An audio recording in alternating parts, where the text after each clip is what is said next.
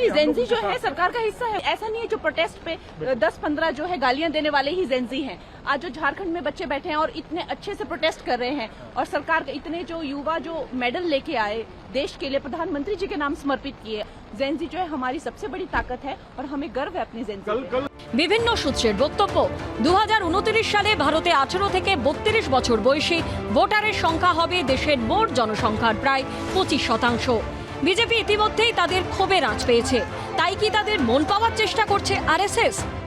अगर जेएनजी चिल्ला रही है तो विरोध के लिए नहीं चिल्ला रही, कुछ तकलीफ है इसलिए चिल्ला रही। बिल्कुल उसको ठीक करना चाहिए। जेएनजी अगर एजिटेशन कर रही है तो एंटी नेशनल तो है नहीं, अपने लोग हैं, अपनी नेक्स्ट जनरेशन है जी सर।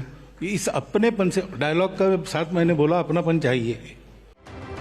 প্রধানমন্ত্রী Narendra Modi selfie video post করছেন। বিজেপি সাংসদদের বেশি করে সোশ্যাল মিডিয়ায় মন দিতে বলা হচ্ছে। সবটাই কি জেনজির মন শান্ত করতে, 2029 সালের লোকসভা ভোটের আগে তাদের কাছে পেতে? আরএসএস বিজেপি বাধ্য হচ্ছে এই ছাত্রছাত্রীদের যে তারা দেশদ্রোহী নয় এই কথাটা বলতে, এবং মোহন ভাগবত আরএসএস চিফ হিসেবে সে কথা বলছে।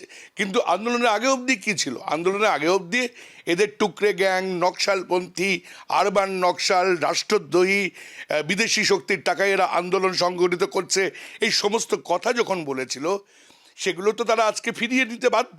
সাধারণ যারা যুবক যুবতী, যুব সম্প্রদায় যারা আগামী দিনে ভোটার হতে চলেছে, তাদের মনে কেন্দ্রীয় সরকারের শিক্ষা ব্যবস্থা নিয়ে একটা বড় প্রশ্ন এসেছে, এবং যেটা এই সোশ্যাল মিডিয়ার যে আজকে যুগ, সেটায় সারা দেশে এই ধরনের আন্দোলনের তীব্রতা এবং এই আন্দোলনের সাথে সহমর্মিতা এটা অনেক বেশি করে আজকে এসেছে। শাসকরা কিন্তু আজকে যুব সম্প্রদায়ের সম্মিলিত সংঘবদ্ধ আন্দোলনকে ভয় পাচ্ছে এবং তারা পিছু হটতে বাধ্য হচ্ছে, তাদেরকে গুরুত্ব দিয়ে তাদের কথাকে মেনে নিয়ে তাদের মতন করে চলার চেষ্টা করছে। এক আন্দোলনে কিভাবে সরকারকে কাঁপিয়ে দেওয়া যায়, কিভাবে সব প্রজন্মকে একজোট করা যায়, তা দেখিয়ে দিয়েছে জেনজি। এবার কোন দল কিভাবে তাদের মন জয় করতে পারবে সেটাই দেখার। প্রধানমন্ত্রীর তরফে সোশ্যাল মিডিয়ায় জোর দেওয়া এবং হ্যাশট্যাগ বা GRWM ট্রেন্ডের উল্লেখ করে ভিডিও পোস্টের আহ্বান দেখে অনেকেই প্রশ্ন তুলছেন, তার লক্ষ্য কি জেনজি? এসব কি তরুণ প্রজন্মকে কাছে টানার চেষ্টা? সম্প্রতি প্রশ্ন ফাঁস ইস্যুতে এই জেনজির আন্দোলন কেন্দ্রকে অস্বস্তিতে ফেলেছে। অনড় তরুণ প্রজন্মের সামনে কার্যত নতি স্বীকার করতে হয়েছে মোদী সরকারকে।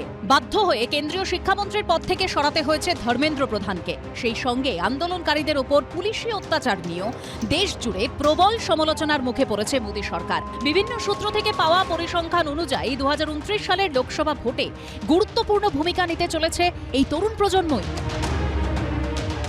সে বছর দেশে 18 থেকে 32 বছর বয়সী ভোটারের সংখ্যা হবে মোট জনসংখ্যার প্রায় 25%। 33 থেকে 48 বছর বয়সী ভোটারের হার প্রায় 24%। 49 থেকে 64 বছর বয়সীদের হার প্রায় 16%। 65 থেকে 83 বছর বয়সীদের হার প্রায় 8% এবং 84 বছরের বেশি বয়সীদের হার 1% হবে। অর্থাৎ শতাংশের বিচারে 18 থেকে 32 বছর বয়সীরাই হবেন সিংহভাগ। তাই কি জেনজিকে কাছে টানার চেষ্টা? এবিপি আনন্দ এগিয়ে থাকে, এগিয়ে রাখে।